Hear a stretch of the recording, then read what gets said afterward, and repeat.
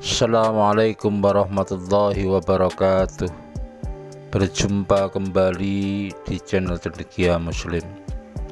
Teman-teman sekalian, saat ini kita sedang memperingati atau merayakan Hari Raya Idul Adha, di mana umat Islam diperintahkan meskipun bukan sebuah kewajiban, tetapi ini sunnah muakkad, satu kesunahan yang dikuatkan jadi lebih mendekati ke arah wajib meskipun bukan wajib.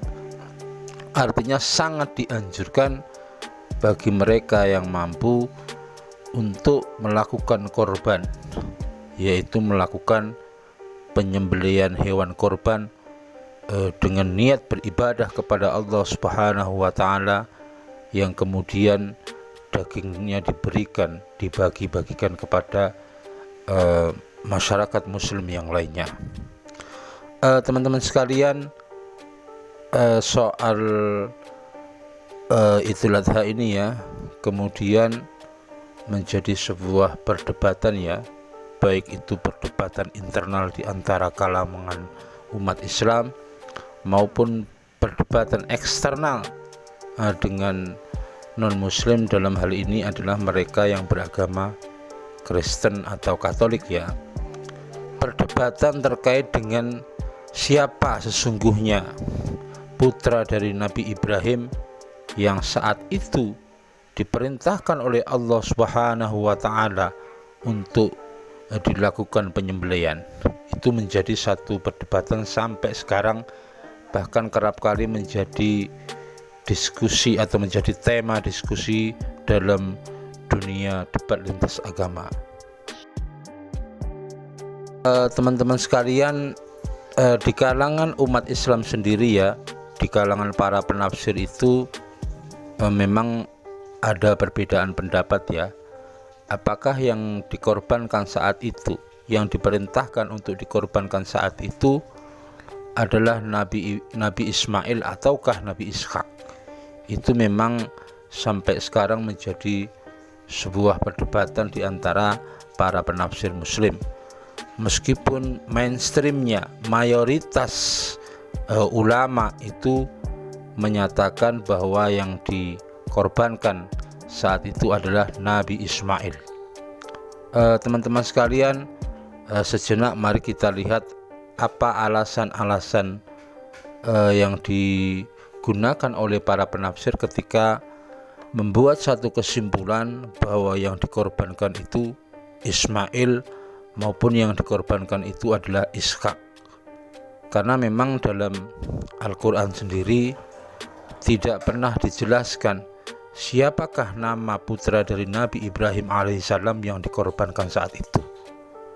Teman-teman sekalian, aku mulai dari para mufassir yang berpendapat bahwa yang dikorbankan saat itu adalah Ismail. Ada beberapa alasan para mufassir yang berpendapat bahwa yang dikorbankan adalah Ismail. Di antaranya yang pertama, bahwa Nabi besar Muhammad SAW pernah berkata Ana ibnu dzabikhain, aku adalah anak dari dua orang yang disembelih. Ketika Nabi Muhammad SAW mengatakan demikian, itu tentu merujuk pada sebuah cerita Yang pertama, beliau ini adalah keturunan dari Ismail alaihissalam. Tentu yang dimaksud dzabikhain di sini adalah ke arah Nabi Ismail alaihissalam. Kemudian yang kedua, memang ada satu riwayat bahwa kakek beliau saat menggali sumur Zamzam itu bernazar kalau diberi kemudahan dia akan memilih salah satu anaknya untuk dikorbankan. Dan kemudian ketika dilakukan pengundian, itu ternyata jatuh pada Abdullah, yaitu ayah dari Nabi Muhammad SAW, yang kemudian tidak jadi sembelih karena ditebus dengan 100 unta. Jadi kata anak dua orang yang disembelih di sini merujuk pada sejarah ayahnya sendiri, Abdullah bin Abdul Muthalib, yang tidak jadi disembelih dengan tebusan 100 onta. Yang kedua merujuk pada silsilah, yaitu keturunan dari Nabi Ismail alaihissalam. Yang pertama itu. Yang kedua, Nabi Ismail ini bertempat tinggal di Mina ya. Di situ ada sebuah manhar atau tempat penyembelihan. Karena kalau yang dimaksud itu adalah Palestina, tentu tidak nyambung ya ke arah manhar yang ada di Mina. Yang kedua itu. Yang ketiga, bahwa ada isyarat dalam Quran surat Al-Anbiya ayat 85 bahwa yang disembelih itu adalah nabi yang sabar. Kemudian di surat yang lainnya ya, di surat Maryam ayat 54 disebutkan nabi yang menepati janjinya, dan itu tentu bagi mayoritas ulama itu menunjuk pada Nabi Ismail alaihissalam. Kemudian yang terakhir ya, masih ada beberapa yang lain ya. Seperti yang kita ketahui bahwa Nabi Ibrahim alaihissalam sampai usia yang senja ya, ada yang mengatakan 86 tahun, ada yang mengatakan 90 tahun, itu belum memiliki anak. Sampai kemudian beliau berdoa agar diberikan seorang keturunan ya, seorang keturunan, dan kemudian doa dari beliau itu dikabulkan oleh Allah Subhanahu wa taala. Itu bisa kita lihat dalam Quran surat As-Saffat ayat 99 sampai 100 ya. Dan tentu ketika keturunan yang pertama ini lahir ya, sebelumnya kita sampaikan ya bahwa beliau Nabi Ibrahim itu mempunyai dua orang istri. Yang pertama Sarah dan yang kedua adalah Hajar. Dan ketika Nabi Ibrahim ini memiliki anak yang pertama dari ibunda Hajar itu, tentu ini adalah anak yang sangat disayanginya. Sehingga ketika ujian itu datang, tentu itu yang lebih masuk akal adalah Allah ingin menguji kesabaran dan kecintaan Nabi Ibrahim. Apakah Nabi Ibrahim ini adalah seorang yang sabar? Kemudian apakah Nabi Ibrahim adalah seorang yang lebih mencintai Allah dari siapapun atau apapun? Itu tentu yang logik adalah soal cerita bahwa yang akan dikorbankan itu adalah anak pertama yang sangat diidam-idamkan. Kalau anak kedua yang kemudian diperintah itu, tentu meskipun itu sebuah ujian berat, tentu itu bukan ujian yang sangat berat karena telah memiliki anak yang lain. Teman-teman sekalian, kemudian kalau mereka yang berpendapat atau mufasir yang berpendapat bahwa yang disembelih atau yang akan disembelih saat itu adalah Nabi Ishaq alaihissalam, mereka juga mendasarkan pada As-Saffat ayat 112 ya, tentang akan diberikannya kabar gembira ketika dalam masa perjalanan ke negeri Syam ya. Kemudian yang kedua itu ada sebuah potongan teks surat ketika Yakub putra dari Ishak ini berkirim surat kepada putranya yaitu Nabi Yusuf. Di situ ada satu potongan redaksi bahwa Ishak itu adalah dabihillah, artinya seseorang yang pernah akan disembelih karena Allah begitu. Jadi ada dua alasan ya ketika para mufassir yang mempunyai pendapat bahwa yang dikorbankan itu adalah Ishak. Cuman sekali lagi aku tekankan ya, yang menjadi mainstream atau yang mayoritas diyakini oleh ulama atau para mufassir dalam dunia Islam, yang disembelih saat itu, yang menjadi bagian dari nabi yang diuji kesabarannya itu adalah Ismail alaihissalam. Teman-teman sekalian, kemudian kalau kita tarik ke dalam keyakinan dari umat sebelah ya, yaitu mereka-mereka yang beragama Kristen ya. Mereka berpendapat bahwa yang dikorbankan sebagai anak perjanjian itu adalah Ishak, karena ini menurut mereka sangat penting ya, karena dalam tanda kutip Tuhan mereka itu berasal dari silsilah Ishak alaihi salam, bukan dari silsilah Ismail, di mana kedua-duanya adalah putra dari Nabi Ibrahim atau Abraham. Jadi bagi keimanan mereka itu ini sangat penting. Sekali lagi, kalau teman-teman kita yang non-muslim Kristen itu berpendapat bahwa yang dikorbankan sebagai anak perjanjian itu adalah Ishak, bukan Ismail. Ini bisa kita lihat di kitab Kejadian 22 ayat 2. Di situ ada redaksi, ambillah anakmu yang tunggal itu yang engkau kasih, yaitu Ishak.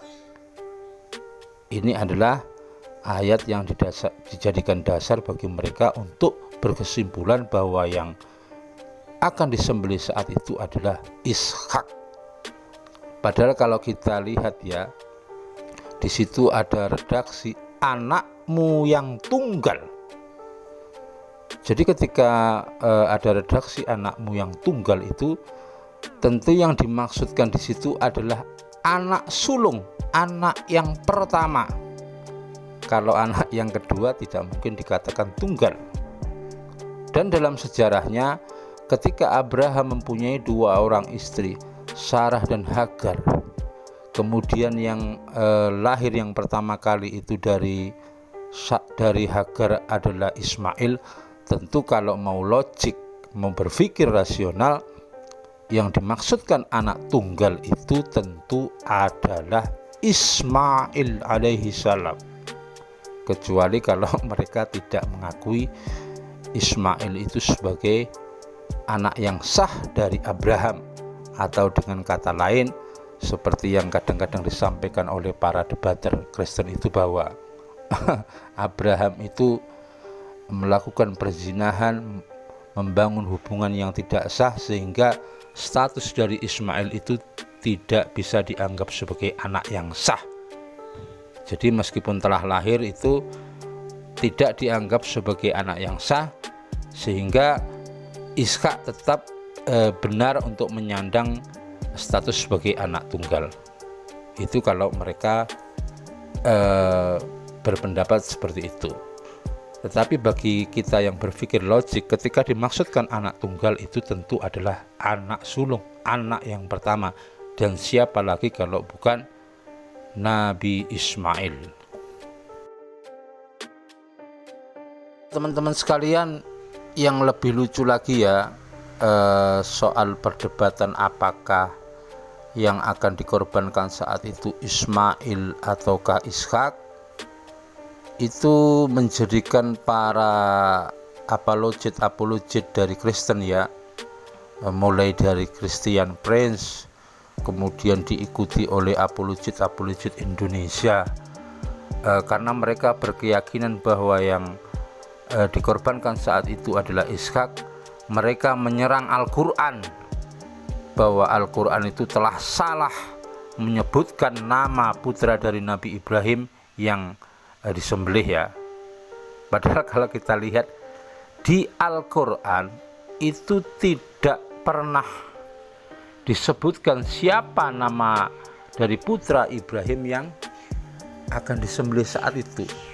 Jadi dengan kata lain, andaikan yang benar disembelih itu Ismail ataupun Ishak, itu tetap tidak bisa dijadikan satu dasar untuk menyalahkan Al-Quran, karena sekali lagi Al-Quran tidak pernah menyatakan secara spesifik siapa putra dari Nabi Ibrahim yang disembelih. Meskipun kemudian umat Islam dengan segala argumentasi berdasarkan ayat-ayat yang ada itu lebih condong memahami ayat itu mengarah kepada beliau Nabi Ismail alaihissalam. Jadi sekali lagi, kalau mereka mengklaim bahwa Al-Quran itu telah salah menceritakan nama dari putra Nabi Ibrahim yang akan disembelih, itu adalah klaim dari orang-orang yang dungu dan ngawur begitu. Teman-teman sekalian, jadi sekali lagi Al-Quran tidak pernah salah. Kemudian yang kedua, yang jelas dalam Islam itu tidak pernah mengorbankan baik Ismail maupun Ishak. Semuanya itu hanya sebatas ujian. Jadi sekali lagi tidak pernah ada korban siapa putra Ibrahim yang dikorbankan. Itu hanya sebuah ujian tentang kesabaran dan kesetiaan. Karena memang arah dari ayat yang disampaikan oleh Allah Subhanahu wa taala dalam Al-Qur'an itu bukan soal nabi siapa yang akan disembelih, tetapi bagaimana Allah memberikan satu perintah berkorban melalui keteladanan kesabaran dari Ibrahim dan putranya. Jadi sekali lagi, siapa yang disembelih? Tidak ada satupun yang disembelih. Meskipun umat Islam berkeyakinan bahwa yang akan disembelih saat itu adalah Ismail alaihissalam sebagai putra yang tunggal. Karena sekali lagi itu adalah ujian kesabaran bagi seorang kekasih Allah yang berpuluh-puluh tahun kepingin mendapatkan putra. Begitu mendapatkan putra, beliau memperoleh perintah melalui mimpi untuk menyembelih anaknya. Dan yang luar biasa dari keteladanan Nabi Ibrahim itu, meskipun beliau meyakini perintah dalam mimpi itu adalah perintah dari Allah Subhanahu wa taala, beliau tetap seorang yang demokratis untuk bertanya kepada putranya yang kita yakini adalah Ismail alaihissalam tentang bagaimana respon beliau terhadap perintah dari Allah Subhanahu wa taala. Dan dengan tegas Nabi Ismail alaihissalam sebagaimana keyakinan umat Islam, keyakinan mayoritas umat Islam itu menyatakan beliau menerima dengan ikhlas jika memang itu adalah perintah dari Allah Subhanahu wa taala. Kemudian keteladanan yang terakhir yang kalau mau kita komparasikan ya, ketika putra Nabi Ibrahim memperoleh perintah untuk disembelih, putra Nabi Ibrahim dengan gagahnya, dengan ikhlasnya maju untuk melaksanakan perintah itu tanpa mau diikat. Kalau ini kita bandingkan dengan cerita Yesus sebagai yang diyakini sebagai Tuhan dari agama Kristen itu, ketika dalam peristiwa penyaliban kita ketahui itu tidak dilakukan dengan situasi yang sangat ikhlas, situasi yang penuh kerelaan, tetapi harus melalui perburuan dan penangkapan. Itu yang kita komparasikan ya. Jadi sekali lagi, Al-Quran tidak pernah salah, Al-Quran tidak pernah menyebutkan siapa nama dari putra Nabi Ibrahim, meskipun mayoritas umat Islam meyakini bahwa yang akan disembelih saat itu adalah Nabi Ismail alaihissalam. Dan pada faktanya tidak ada satupun yang kemudian disembelih, karena itu hanya sebuah ujian ketakwaan dari Allah Subhanahu wa taala. Kemudian yang terakhir, makna dari korban itu adalah mendekatkan diri kepada Allah. Allah tidak butuh kurban dari siapapun, karena manfaat atau faedah dari korban itu kembali kepada diri manusia. Daging yang disembelih oleh umat Islam itu tidak diberikan oleh Allah, darahnya tidak diberikan oleh Allah, tidak dipersembahkan oleh Allah kecuali ketakwaannya. Adapun manfaat dari daging itu kembali kepada masyarakat atau kepada manusia. Itu aja teman-teman yang bisa aku sampaikan, kurang lebihnya mohon maaf. Assalamualaikum warahmatullahi wabarakatuh.